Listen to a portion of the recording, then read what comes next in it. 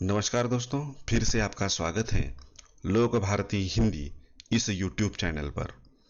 सातारा जिला हिंदी अध्यापक मंडल सातारा और लोक भारती हिंदी के संयुक्त तत्वाधान में सेतु अभ्यास का मार्गदर्शन करने हेतु मैं विनायक बगाड़े आपके सामने उपस्थित हूँ। दिन है 23वां, यानी दिनांक है 23 जुलाई 2021। कक्षा है 8वीं। आज के हमारे क्षेत्र हैं श्रवण, भाषण, कौशल्य क्षमता है अथवा कौशल्य अथवा क्षमता, मौखिक भाषा विकास, और संबोध है कविता, गीत। इसमें देखिए अपेक्षित कौशल है सुने हुए वाक्य उससे संबंधित अन्य वाक्य रचना के परिप्रेक्ष्य में कहे गए विचार वाक्यांशों का अनुमान लगाते हुए समझकर अपने अनुभवों के साथ संगति, सहमति या असहमति का अनुमान लगाकर अपने विचार अभिव्यक्त करेंगे। पहली कृति यहाँ पर दी गई है, आओ पता करें। अध्यापक कृति, स्त्री शिक्षा का महत्व बताएं, बेटा बेटी एक समान समझाएं। बेटा या बेटी ऐसा भेदभाव नहीं होना चाहिए, चाहे बेटा हो चाहे बेटी हो, दोनों एक समान हैं।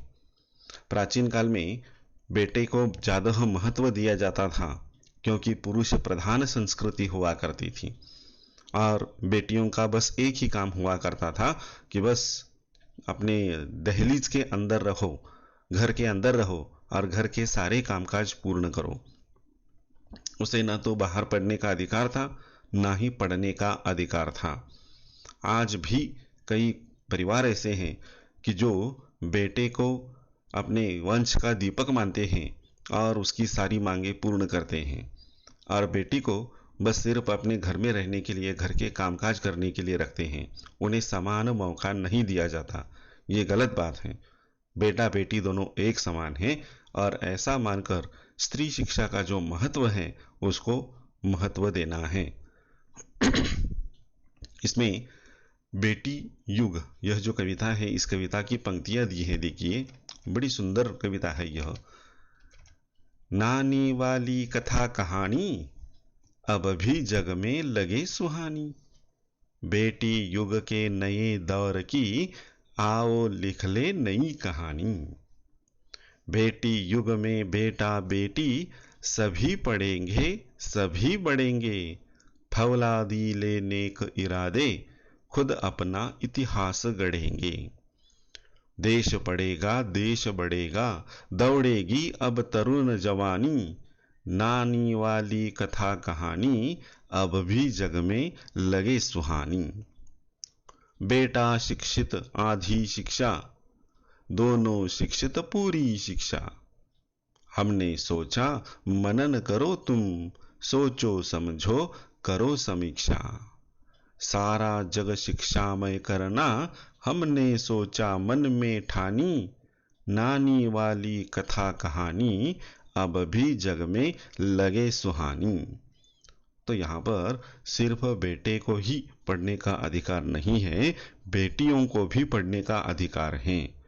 अगर हमारे घर में बेटा है बेटी है तो सिर्फ बेटा पढ़ेगा और बेटी नहीं, ऐसा होगा तो वह अधूरी शिक्षा होगी, शिक्षा का अपमान होगा।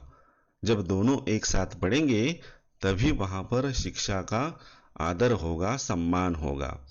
इसलिए याद करो तुम कि सोचो समझो समीक्षा करो, टिप्पणी करो, और लड़का या लड़की ऐसा भेदभाव न करते हुए दोनों को समान मौके प्रदान करो।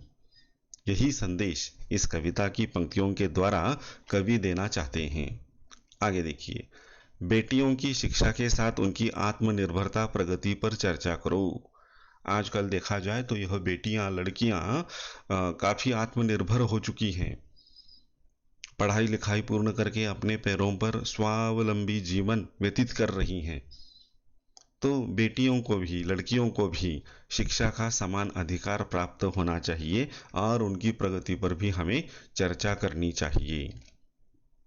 आओ सक्षम बने। बेटी पर्व पर जानकारी लिखो। बेटा बेटी दोनों को पढ़ाएं, इस पर चर्चा करें। अब देखिए यहाँ पर बेटी पर्व पर जानकारी लिखनी है। और बेटा बेटी दोनों को पढ़ाएं, इस पर छात्रों के साथ चर्चा करनी है कि उनकी राय क्या है। अगर नकारात्मक है तो उसको सकारात्मक कैसे करना है, ये एक सुलभक यानी अध्यापक की भूमिका होगी। अगली कृति है आओ सृजन करें। सफल महिला उद्यमियों की जानकारी प्राप्त कर सचित्र संकलन करो। इस समाज में हम देखते हैं कि कई महिलाएं उद्यमी बन गई हैं और वो भी सफल। तो उनके चित्र और उनकी जानकारी हमें प्राप्त करने हैं और एक उपक्रम हमारा तैयार हो जाएगा। जागतिक महिला दिन की जानकारी प्राप्त करो। जागतिक महिला दिन जो है इसकी जानकारी हमें प्राप्त करनी है। आगे उस पर चर्चा करेंगे हम। और इसके लिए पूरक साहित्य स्रोत हैं 7वीं की पाठ्य पुस्तक, उसकी लिंक यहाँ पर दी गई है और QR कोड भी दिया हुआ है, तो इस पर यह पाठ्य पुस्तक आपको मिल जाएगी। अब यहाँ पर जो विषय दिए हैं नारी का महत्व, इस पर निबंध लिखा हुआ है, आप इसका स्क्रीनशॉट निकाल के लिख लीजिए। तो आज के लिए बस इतना ही, हम यहाँ पर रुकते हैं। धन्यवाद।